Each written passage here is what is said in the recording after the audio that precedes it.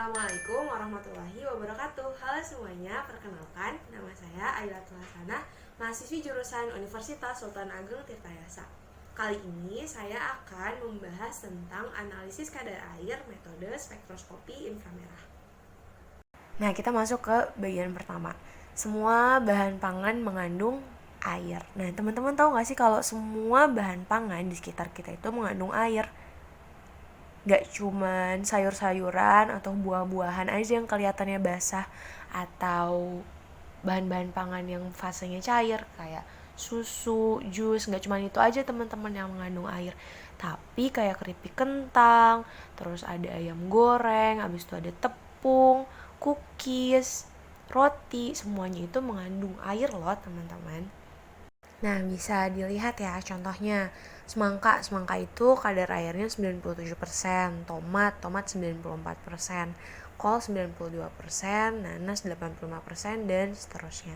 Tepung terigu dan susu bubuk juga punya kadar air. Susu bubuk kadar airnya 14%, tepung terigu 12%. Jadi, walaupun suatu bahan pangan itu terlihat kering, sebenarnya ada kandungan air di dalamnya.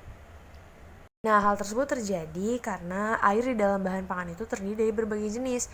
Ada air bebas, air terikat kuat, dan air terikat lemah. Air bebas adalah air yang secara fisik terikat dalam jaringan matriks bahan, seperti membran, kapiler, serat, dan lain-lain. Nah, jenis air bebas ini itu mudah diuapkan dan dapat dimanfaatkan untuk pertumbuhan mikroba dan media bagi reaksi-reaksi kimiawi. Jenis selanjutnya adalah air terikat kuat. Pada jenis air ini, molekul air itu terikat pada molekul-molekul lain dalam bahan pangan, misalnya terikat dengan karbohidrat, protein, dan lain sebagainya. Dan mereka itu saling berikatannya melalui suatu ikatan hidrogen yang berenergi besar dan cenderungnya stabil. Jadi air tipe ini tuh sangat sulit dibekukan pada proses pembekuan dan cenderung sangat sulit juga dihilangkan saat proses pengeringan karena terikat kuat. Kemudian jenis selanjutnya adalah air terikat lemah. Nah, air ini terabsorpsi pada permukaan koloid makromolekuler seperti protein, pektin, pati, dan selulosa.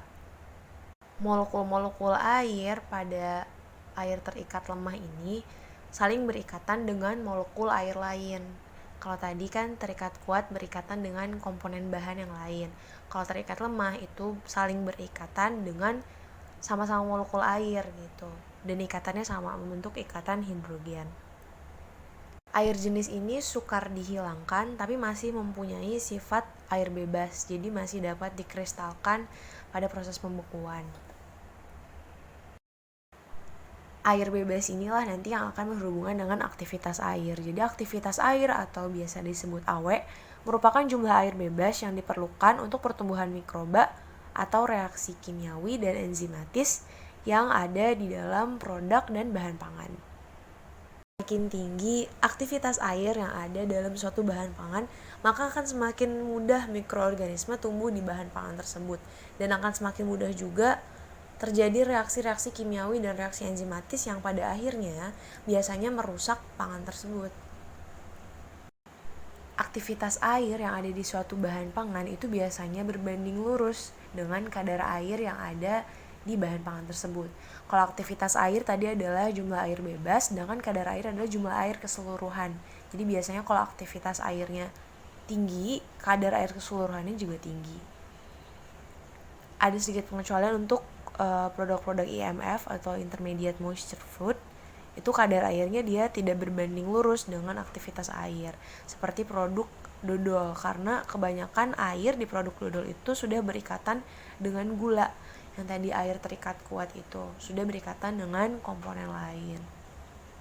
Berdasarkan hal tersebut, maka penting nih bagi kita untuk tahu bagaimana caranya menganalisis kadar air dalam suatu bahan pangan. Salah satunya adalah karena kadar air itu berbanding lurus dengan aktivitas air biasanya. Aktivitas air itu salah satu pertimbangan yang sangat penting dalam industri makanan.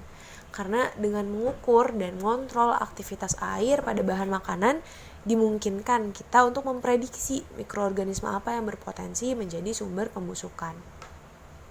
Salah satu metode yang digunakan untuk menganalisis kadar air adalah metode spektroskopi inframerah. Alatnya seperti berikut ya. Jadi ada layar dan ada alat spektrofotometer. Jadi spektroskopi adalah ilmu yang mempelajari tentang interaksi antara materi dengan gelombang elektromagnetik. Interaksi tersebut akan menghasilkan spektrum-spektrum tertentu. Spektroskopi inframerah dapat mengidentifikasi gugus fungsi dari suatu senyawa kimia menggunakan panjang gelombang inframerah.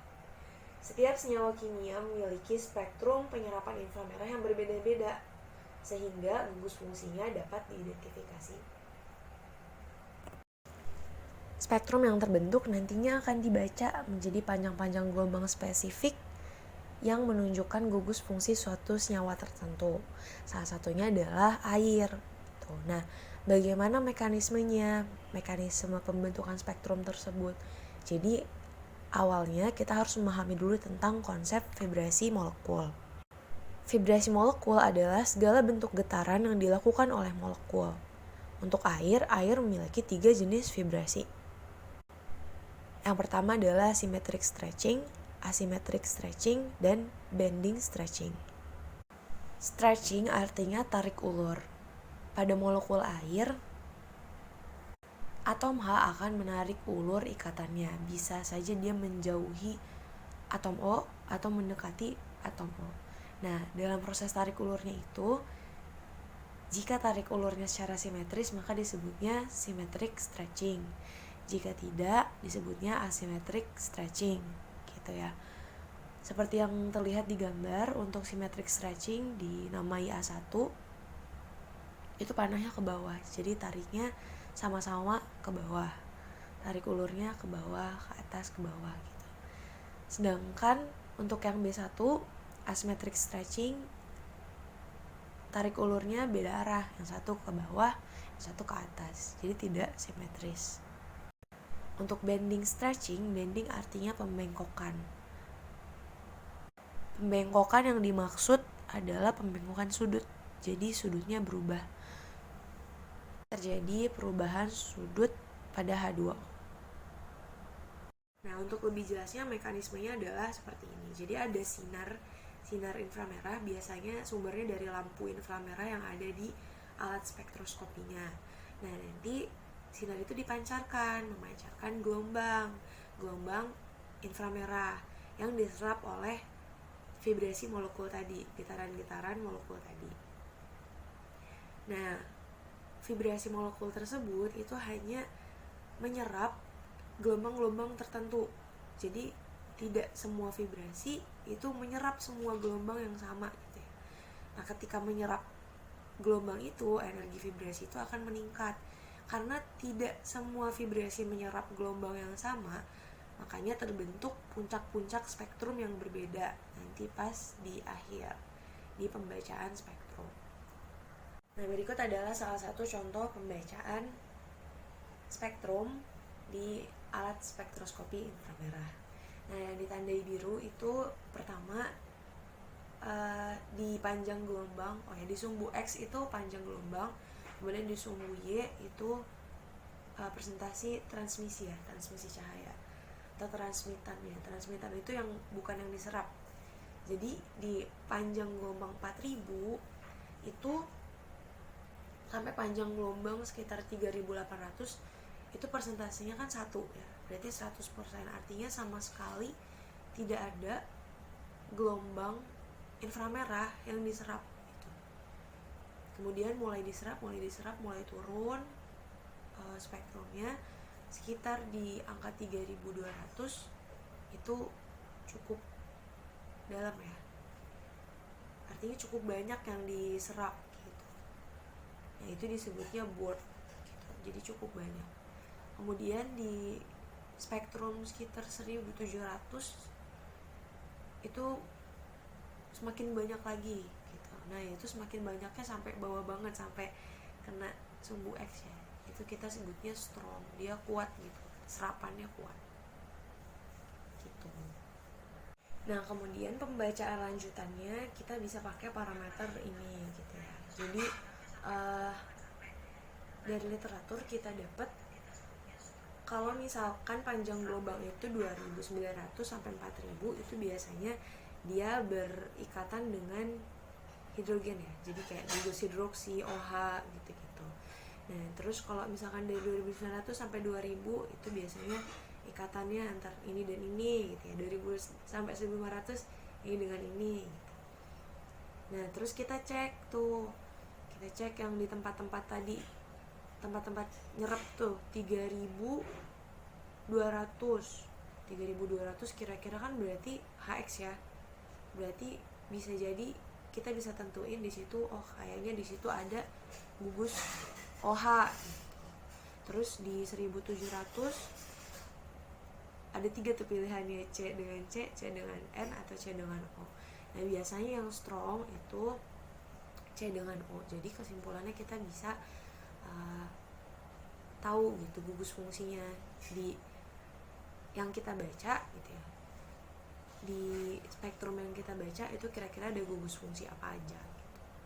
Nah, kalau di molekul air sendiri itu kita penyerapan inframerahnya ada di panjang gelombang 0,76, 0,97, 1,16, 1,45 dan 1,94 mikromilimeter.